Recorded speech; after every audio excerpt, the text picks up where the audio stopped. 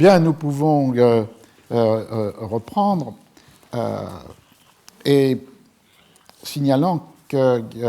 ce travail est aussi fondé sur des ressources propres de la bibliothèque du collège, puisque Marcel Bataillon a légué sa bibliothèque, donc à la fois les livres qu'il a lus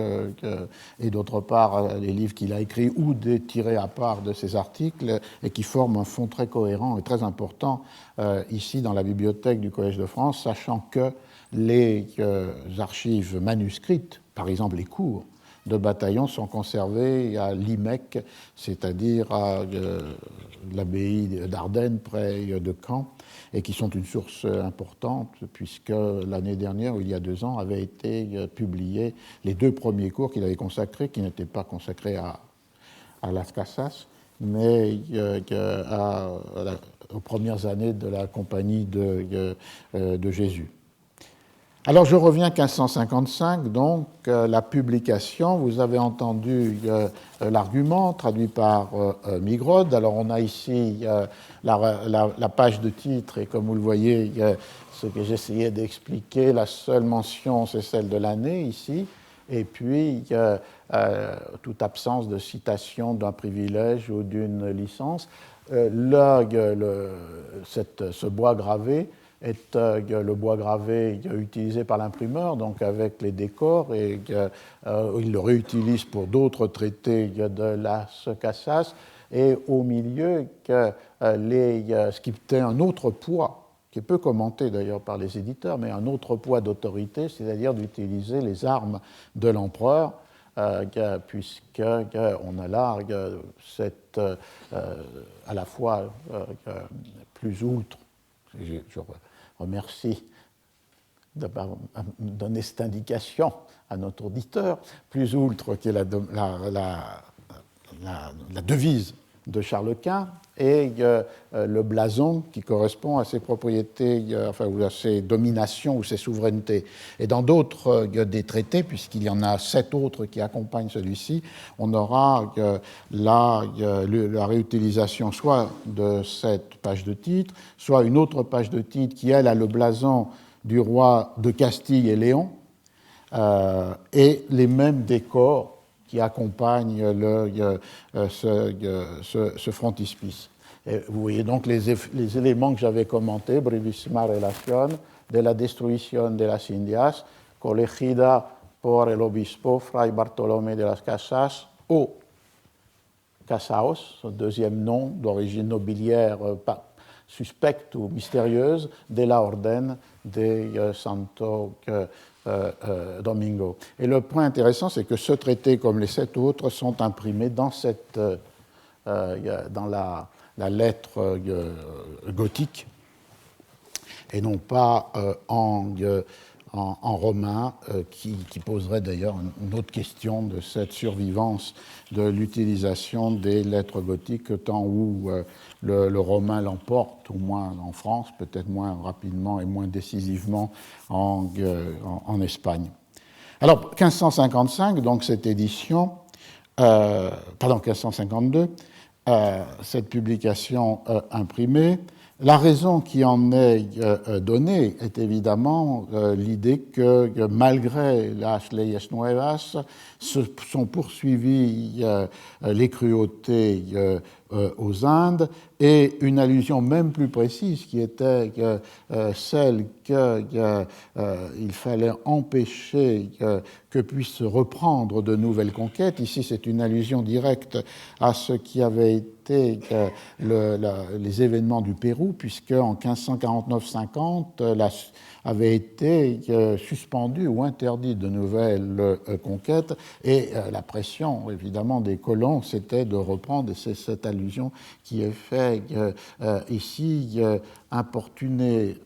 qui importunait le roi pour, avec son aveu et autorité, commettre une autre fois ou faire des choses pires, si pires il y en pouvait avoir. Donc c'est cette présence de la reprise de la colonisation ou de la perpétuation des mêmes cruautés qui est donné comme la raison de la publication. Le destinataire est très clairement donc notre Seigneur, ou prince notre Seigneur, donc il s'agit bien de Philippe II qui était régent des royaumes d'Espagne et des Indes occidentales par conséquent, en 1552, donc en position d'intervenir pour empêcher la reprise des conquêtes et réformer l'administration des Indes. Et cette remarque curieuse sur le fait que le texte a été imprimé pour que son Altesse le pût lire plus aisément. L'expression donc dans le texte espagnol, ponerla la relación en molde. En molde, ça veut dire évidemment en impression, le caractère impression, le moule qui forme les caractères typographiques, pour que son Altesse le puisse lire plus aisément. C'est un trait un peu curieux qui pouvait peut-être être encore lié avec cette absence de licencia ou cette absence d'approbation dans une sorte de justification, comme si finalement il n'y avait qu'une copie unique de ce texte qui était destiné au roi, et que c'était en quelque sorte une copie au propre qui lui était remise grâce au caractère typographique. Alors qu'en fait, on sait qu'il y a... Personne ne sait le nombre d'exemplaires du tirage de la relation, mais c'est un texte assez fréquent dans les bibliothèques. Le contexte là est un contexte aussi éditorial et pas seulement historique. Ce contexte éditorial, il est le fait qu'on l'a peut-être parfois oublié, c'est un des 8 traités qui ont été imprimés en même temps, 7 d'entre eux par le même imprimeur à Séville en 1552, Sébastien Trujillo. Et un autre a été imprimé par les Kronberger. Comme je le disais, le contexte ici est le fait que Las Casas fait imprimer ces traités dans une certaine urgence, qui est celle de fournir un matériel à ces missionnaires qui vont partir pour tenter une nouvelle fois cette colonisation évangélique dans le Chiapas, avec ce projet donc d'une colonisation pacifique. Alors, quand on voit la totalité de ces 8 traités, on voit qu'il y en a effectivement 4 qui peuvent correspondre à ce besoin, à cette urgence de doter les missionnaires d'un matériel utilisable pour la conversion et l'évangélisation, un matériel nécessaire à leur mission. Le premier traité qui s'appelle Octavo Tratado, le 8e traité, qui a été rédigé en 1542, donne 20 raisons pour la nécessité de soustraire les Indiens au régime de l'encomienda et donc du coup de les soustraire à ce statut de vassaux, de serfs, d'esclaves, et 20 mêmes raisons pour les placer directement sous la souveraineté du roi et donc de les transformer en sujets libres. Ce traité-là renvoie évidemment à l'exigence du droit naturel qui ne récuse toute forme d'asservissement, et d'autre part, elle correspond aussi à la protection des droits de la couronne, puisque c'est la condition pour que, comme je le disais, que les peuples ne soient plus détruits et que donc une richesse d'hommes, mais en même temps aussi une richesse de ressources, ne soit pas dérobée par les encomenderos, par les colons, aux dépens du roi. Le deuxième traité a pour titre Traité sur les Indiens qui ont été faits esclaves et nécessité de leur réparation. Le troisième, qui a été l'objet de très grandes polémiques, qui a été le résultat à la fois d'une lettre pastorale de Las Casas en 1545, puis de ce concile mexicain de 1546, c'était les règles données aux confesseurs lorsqu'ils confessaient des encomenderos et exigeant d'eux, d'après les règles, le repentir de ce qu'ils avaient fait, commis cruauté et tyrannie, et aussi de la réparation faite nécessaire pour les colons par rapport aux Indiens. Et le dernier de ces textes, embarqués avec les missionnaires, était un résumé de la controverse de Valladolid, donc de 1550, des arguments de Sepúlveda et leur récusation point par point par Las Casas. Donc on a là 4 des 8 traités qui ont une fin pratique et qui vont, on peut le supposer, pour l'essentiel de leurs éditions, être envoyés en Amérique.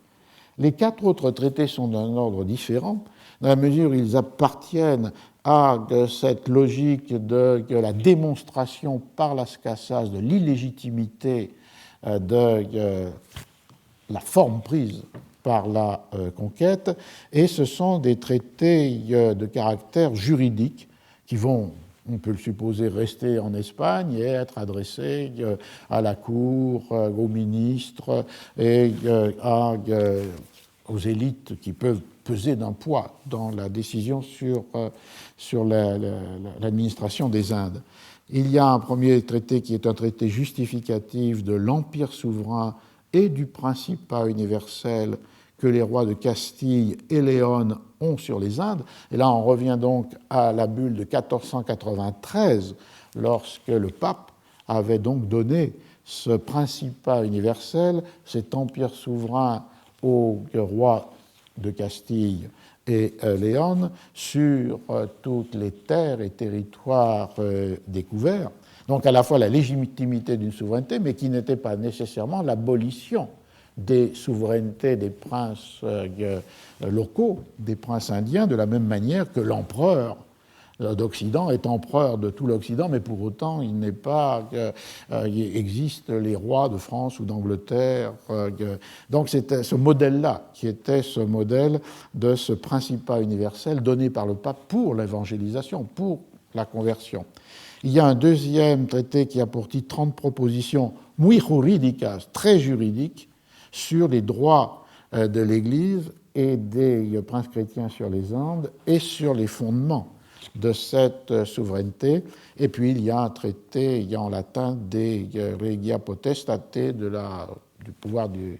roi. Tous ces traités ayant les trois à la fois la dimension d'une réaffirmation de la légitimité de la souveraineté espagnole sur les Indes, au moins après le partage qui a suivi la bulle de 1493 et qui donnait une part de ces nouvelles terres au Portugal et une part plus grande aux Espagnols. Donc il réaffirme cette puissance, cette souveraineté impériale de l'Espagne, mais en même temps, il réaffirme que cette souveraineté ne peut pas être entendue comme l'abolition, la destruction de souveraineté légitime selon le droit naturel des princes indiens. Et c'est à ces 3 traités juridiques que la Brevissima Relación vient donner en quelque sorte un appui rhétorique, puisque s'y trouve à la fois exalter la légitimité de la Castille dans un ordre juste, qui reconnaîtrait la légitimité des princes indiens, qui reconnaîtrait la liberté des Indiens comme sujet libre du roi, et d'autre part la situation telle qu'elle est par rapport à ce modèle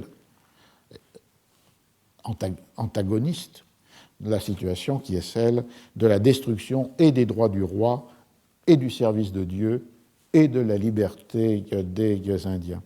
Alors on voit que dans ces traités, il y a comme l'affirmation par Las Casas de sa manière de concevoir ce qui était la théorie des justes titres de la souveraineté espagnole. Et ici, on peut rappeler, en s'appuyant sur la très belle et très profonde introduction qu'avait donnée un collègue hispaniste décédé très jeune, Alain Milloux, dans l'édition de la traduction française de la destruction des Indes, la traduction de Migrod de 1579, on peut rappeler que cette théorie des justes titres qui est interprétée et reprise par Las Casas dans ses traités, est une théorie qui naît dans le sein de la philosophie thomiste de l'université de Salamanque, et en particulier autour de la figure d'un de ces théologiens qui est Vittoria. Les trois fondements de cette référence à une théologie thomiste sont premièrement que le droit naturel préexiste au droit divin qui en donne la forme la plus parfaite. Du coup, existe une loi naturelle universelle qui définit des droits et des devoirs semblables pour tous les hommes, quels qu'ils soient, et qui ont, ces droits et ces devoirs, une même fin d'assurer le bien commun et la paix entre les nations et les individus. Il y a donc ce premier fondement de la théologie thomiste interprétée par les professeurs de Salamanque, qui est ce primat de la loi et du droit naturel. Le deuxième fondement et la conséquence du premier, c'est l'idée que les princes indigènes ont une légitime souveraineté sur leur territoire et leur peuple. Et donc, troisièmement, la souveraineté espagnole, qui a été concédée par la puissance pontificale, ne peut s'exercer que si elle est fondée sur des titres légitimes. Et en particulier, si les princes indigènes viennent à violer les principes de la loi naturelle, c'est-à-dire empêcher la communication entre les hommes, c'est-à-dire empêcher la propagation de la vérité, ou encore exercer la tyrannie ou des tyrannies contraires avec ce droit naturel, par exemple les sacrifices humains. Donc, il y avait ce triple fondement, mais qui pouvait donner lieu, évidemment, à des interprétations complètement divergentes, puisque cette théologie thomiste pouvait justifier, au nom des titres légitimes, justes, la conquête, considérant que les princes indiens avaient violé ces principes du droit naturel, ou elle pouvait, dans la formulation de Las Casas, être un frein et un obstacle à ce qui était l'exercice des cruautés et des tyrannies. Dans la mesure où Las Casas restitue dans ses traités au centre de la légitimité de la souveraineté espagnole la tâche d'évangélisation qui était effectivement l'essentiel dans la bulle de 1493. Mais cette tâche d'évangélisation a un certain nombre de conditions qui sont énumérées au fil des traités. La première, c'est qu'il s'agit d'une évangélisation qui doit être assurée par des missionnaires, par des clercs, et non pas par des encomenderos, des propriétaires terriens qui s'en préoccupent guère. La deuxième, c'est qu'elle suppose la libre acceptation des Indiens, aussi bien les princes que les peuples, et que donc du coup, on ne peut pas en faire du requerimiento, de cette parodie d'acceptation de souveraineté, un acte authentique, qu'elle doit, troisièmement, respecter les coutumes et lois des Indiens, si elles ne sont pas contraires avec la morale ou la foi chrétienne, et d'autre part, du coup, on doit respecter les droits des princes, dont le roi d'Espagne devient en quelque sorte un empereur au-dessus des princes, mais sans détruire leur propre souveraineté. Et finalement, cette conversion qui est préalable à la souveraineté exercée par l'Espagne doit être pacifique, elle doit être une conquête évangélique accompagnée d'une colonisation agraire par des paysans ou par la présence aussi d'artisans espagnols, et en rupture totale avec le système de la encomienda. Et comme je le disais, l'obsession pour ce que Millou appelait une utopie agraire hispano-indienne a habité tous les projets de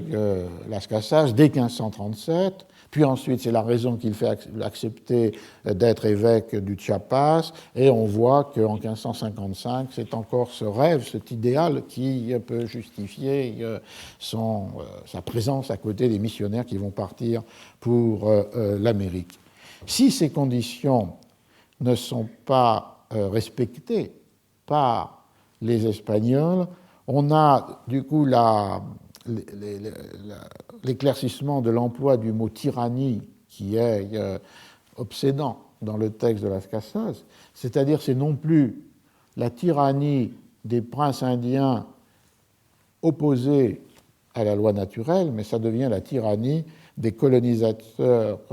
espagnols qui, par leur violence, non seulement violent la loi naturelle, mais aussi la loi divine.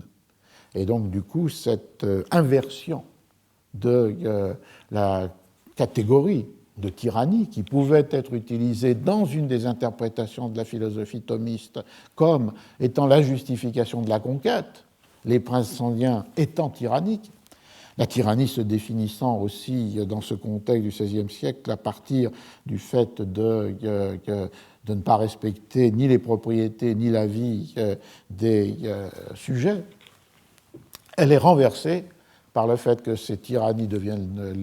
l'équivalent ou le lien avec les cruautés commises par les Espagnols, qui sont dans un sens plus grave encore, puisque là, elles violent non seulement les lois naturelles, mais aussi ce qui, pour un peuple chrétien, était l'enseignement divin. Donc, c'est dans ce contexte que se situe la publication de ce traité au milieu des 8 autres traités publiés en 1552. Alors, si l'on entre un peu plus avant dans le texte, on peut prendre le début. Je ne vais pas faire le commentaire de l'ensemble du texte, mais donner à partir d'un exemple ce qui est la manière de construire des paradoxes et des inversions par Las Casas, dans la mesure où le point fondamental dans la perspective de Las Casas, qui est une perspective aussi prophétique et apocalyptique, rappelant que le contexte plus général de cette réflexion de Las Casas est ce contexte dans lequel l'imminence de la fin des temps est perçue par les chrétiens, un monde épuisé qui va vers sa fin. Donc sur cette toile de fond, une parole qui est non seulement une parole critique, dénonciatrice et réformatrice, mais aussi une parole qui est une parole prophétique et apocalyptique. Là, premier élément de cette manière de penser, c'est de partir de la destruction des peuplements des nations indiennes par le travail forcé, par les tribus excessifs et par les massacres. Il y a une sorte de préambule à ce voyage chrono-géographique qui est la structure du texte et qui est un préambule qui a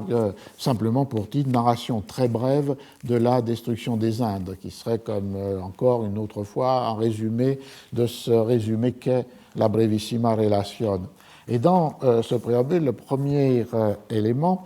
qui est donné, c'est cette idée: nous pouvons donner bon et certain compte qu'il est mort, ai-je dit 40 ans, par les dites tyrannies et actions diaboliques des Espagnols, injustement et tyranniquement, plus de 12 millions d'âmes, hommes, femmes et enfants. Et véritablement, je crois et ne pense point être abusé, qu'il y est mort plus de 15 millions d'âmes. Il y a une rhétorique de Las Casas qui a donné lieu ensuite à de très nombreux commentaires, qui est d'utiliser des estimations chiffrées sur les dépopulations, soit de territoires particuliers, soit comme ici, sur la totalité des Indes. Et dans les débats ouverts autour de la véracité de ce qu'avance Las Casas, ces données chiffrées ont souvent été un objet. Les commentateurs les plus récents, contre ceux qui voyaient là presque une figure rhétorique qui n'avait pas de fondement dans la réalité, mais qui était de produire l'épouvante, de produire un effet d'effroi devant des chiffres de dépeuplement considérables, a été plutôt récemment de mettre en rapport ces estimations de Las Casas, héritées de la littérature qu'il avait pu lire, avec les travaux des démographes, en particulier ceux que Pierre Chaunu avait qualifiés d'école de Berkeley, et qui, à partir de différents types de sources, arrivaient à montrer des populations qui étaient aussi radicales que celles invoquées par Las Casas. Lorsqu'on pense par exemple que sur le haut plateau du Mexique, les populations pouvaient être estimées avant la conquête à 25 millions d'habitants et qu'au milieu du XVIIe siècle, on est à moins d'1 million d'habitants indiens. Donc il y a une sorte, sans doute à la fois, d'utilisation rhétorique et spectaculaire des nombres par Las Casas et en même temps un diagnostic qui n'est pas éloigné de la réalité de la destruction démographique, évidemment plus liée à la circulation des maladies, ce que le roi Ladurie avait appelé la première unification microbienne du monde, que à ce qui est avancé par Las Casas, c'est-à-dire des massacres et des tueries. Dans cet effet des populations, le travail forcé d'une part, les épidémies d'autre part, ont eu le rôle le plus essentiel. Donc, la destruction des peuples et d'autre part, les cruautés ou les supplices infligés par les Espagnols. Et là, va, à partir de multiples exemples atroces qui jalonnent tout le texte, Las Casas va utiliser d'une manière systématique l'inversion d'une image biblique qui était celle des agneaux venant prêcher au milieu des loups. Et dans la rhétorique de Las Casas, l'inversion est que les Indiens sont las ovejas, sont les agneaux, et que les colons ou les colonisateurs ou les conquistadores espagnols sont les loups ou les lions qui s'insèrent pour la plus grande brutalité dans ce monde de brebis et d'agneaux, rappelant en même temps évidemment que l'identification christique, le symbole du Christ comme agneau, était une donnée fondamentale et que donc il était déplacé des supposés chrétiens qui en fait ne l'étaient pas, mais étaient des agents du diable, à ces Indiens qui n'avaient pas connu la révélation de la parole, mais qui étaient en fait, incarnaient eux-mêmes cette dimension christique. À ces agneaux tant doux et doués de leur facteur et créateur, comme il a été dit, des Espagnols sont entrés incontinents qu'ils les connurent comme des loups, des lions, des tigres très cruels, de longtemps affamés, et n'ont fait en ces quartiers-là depuis 40 ans en ça et ne font encore aujourd'hui autre chose, sinon de les mettre en pièces, de les tuer, de les angoisser, de les affliger, de les tourmenter et de les détruire par étrange façon de cruauté jamais vue, ni lue, ni ouïe, desquelles quelques-unes se diront si après, si avant, que plus de 3 millions d'âmes qui étaient en l'île espagnole, Hispaniola, et que nous avons vues, il n'y a point maintenant des naturels du pays 200. Alors c'est un exemple ici sur la Saint-Domingue où on passe de 3 millions à 200 et vous voyez qu'à la fois on revient sur cette idée de voir, lire, écouter et en même temps sur cette inversion biblique qui est une des trames permanentes de la parole du Christ aux apôtres transformée ici par le fait que les chrétiens ou supposait-elle, sont des loups pour ces agneaux indiens. Le fait fondamental est que non seulement c'est un discours de dénonciation, mais c'est un discours apocalyptique, puisque ces massacres, ces cruautés, ces tyrannies, non seulement blessent les Indiens, mais offensent Dieu. Et du coup, le texte est habité par la colère de Dieu, et une manière spectaculaire pour Las Casas de le montrer, c'est de montrer que Dieu inflige aux Espagnols le même type de mort que les Espagnols infligent aux Indiens. On peut prendre deux exemples. Un premier exemple, c'est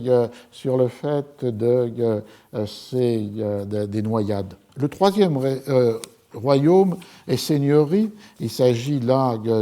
toujours de Hispaniola, de Saint-Domingue, et était Maguana, aussi un pays admirable, très sain, très fertile, où il se fait aujourd'hui le meilleur sucre de cette île. Le roi de ce pays se nommait Caonabo, qui surpassait tous les autres en force et en état, en gravité et en cérémonie de son service. Les Espagnols prirent ce roi avec une grande subtilité et malice, alors qu'il était en sa maison, ne se doutant de rien. Ils le mirent puis après sur un navire pour le mener en Castille. Mais,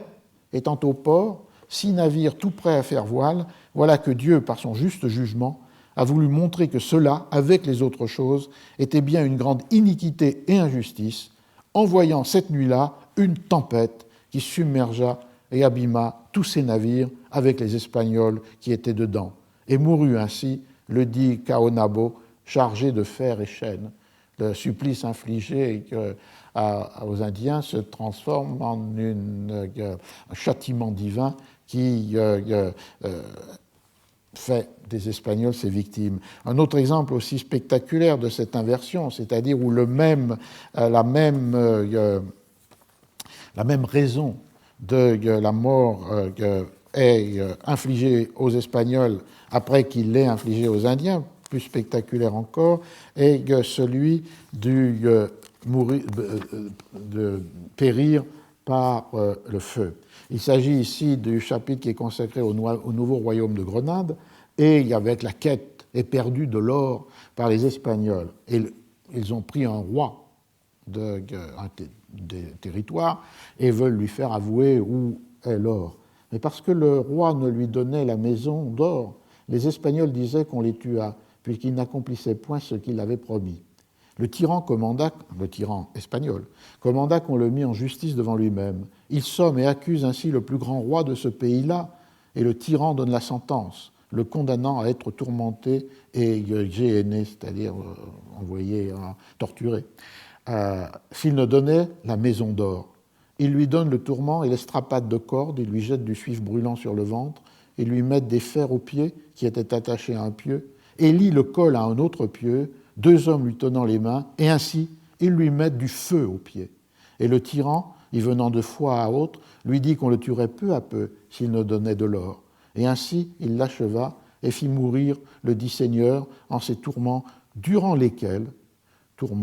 Dieu montra par signe que ses cruautés lui déplaisaient en consumant de feu toute la ville où il se commettait. Donc, le jugement divin qui inverse la victime de cette torture ou supplice par le feu et en exerçant son pouvoir contre ces tyrans qui ne sont plus des princes indiens supposés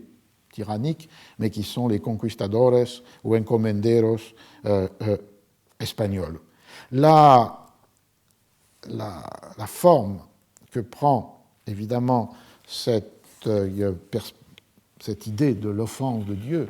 du châtiment exercé contre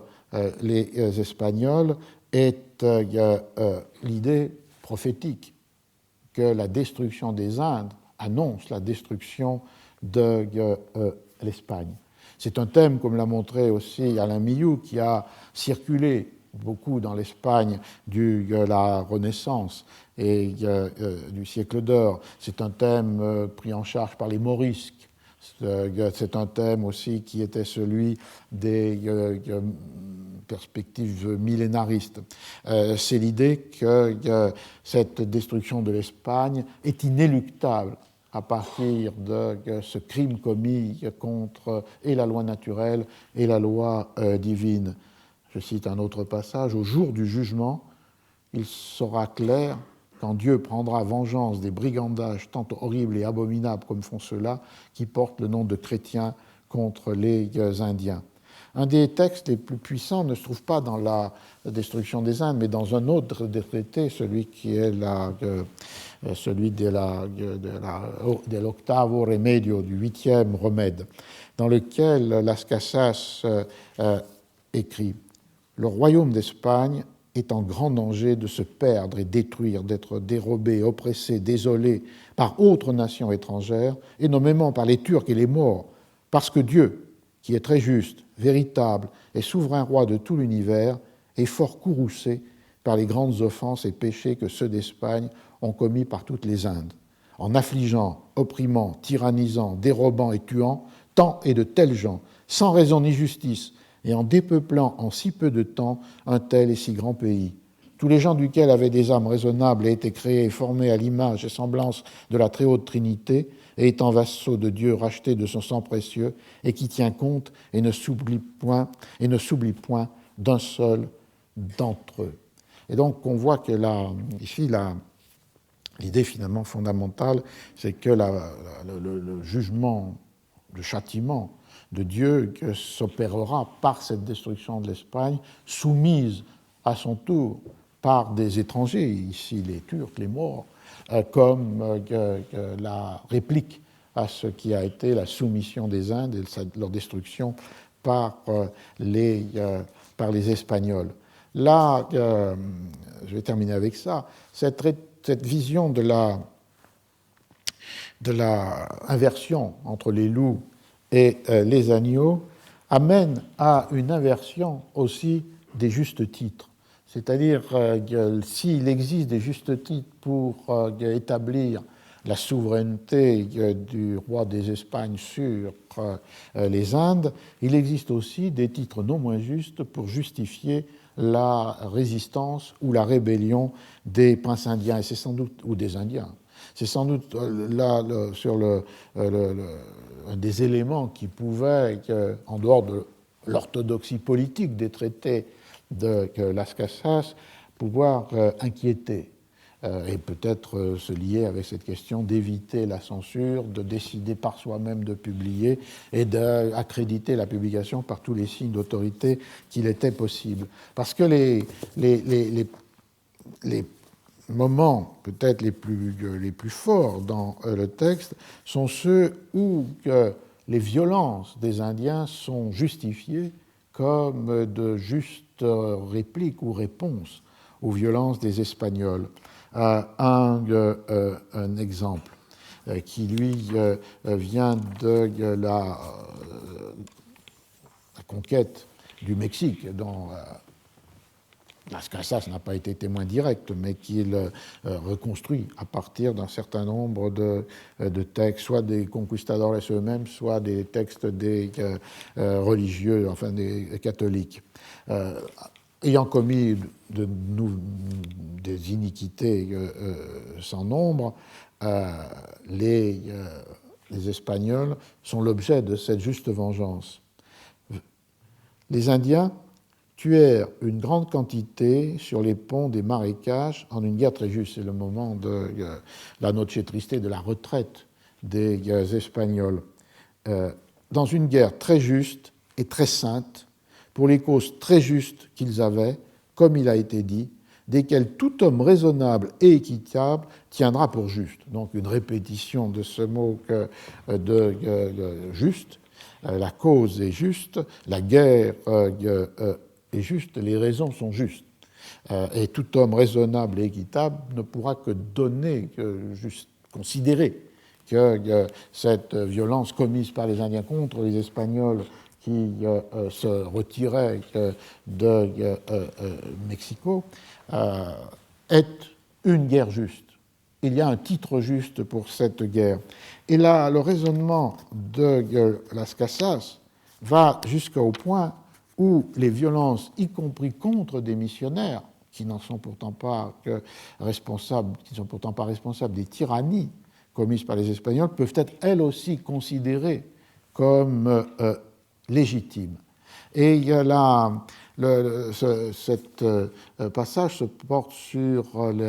la côte des Perles, l'île de la Trinité, où un prince indien a été fait prisonnier, où les missionnaires ont promis qu'il serait rétabli, qu'il reviendrait dans l'île, pensant intervenir auprès des autorités pour obtenir cette restitution ou ce retour du prince.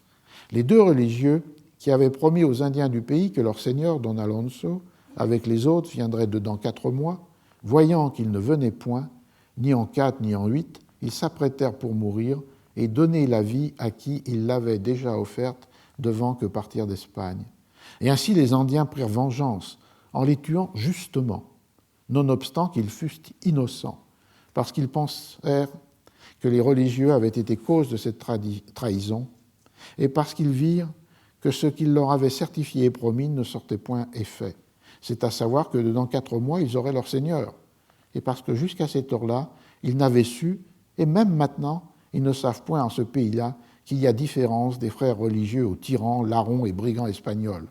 Les frères religieux, donc bienheureux, endurèrent injustement, pour laquelle injustice il n'y a nul doute selon notre sainte foi qu'ils ne soient vrais martyrs et règnent aujourd'hui avec Dieu, est-ce cieux bienheureux, qui a voulu qu'ils fussent là envoyés par obédience et qu'ils eussent intention de prêcher et dilater la sainte foi, de sauver toutes ces âmes et de s'ouvrir tous travaux et la mort quand elle leur serait présentée pour Jésus-Christ crucifié. On voit qu'il y a une articulation complexe, subtile, entre l'idée qu'il y a une juste vengeance des Indiens, même si elle s'applique à ces frères qui ne sont pas coupables, et qu'en même temps, ces frères souffrent une injustice, qui est donc celle qui est du martyre et de l'élection. Et pour Las Casas, cette réaffirmation permanente des justes droits à la résistance contre la tyrannie va jusqu'à ce point que dans ce cas-là se trouve liée la souffrance injuste qui est celle du martyr, mais qui donc est aussi celle du gage de l'élection divine, avec la violence juste qui est celle des Indiens qui la commettent. Pour clore ce séminaire, et en rappelant évidemment que jusqu'à sa mort, Las Casas a pensé possible une colonisation parfaite, cette colonisation de missionnaires et de paysans. À la fin de sa vie, il rédige un testament en 1556, et dans ce testament de 1556 est réaffirmé avec une force particulière cette idée de la destruction, mais qui n'est plus celle des Indes, mais qui est celle de Dieu, qui est celle infligée par Dieu au royaume d'Espagne. Je termine avec ce texte. Moi,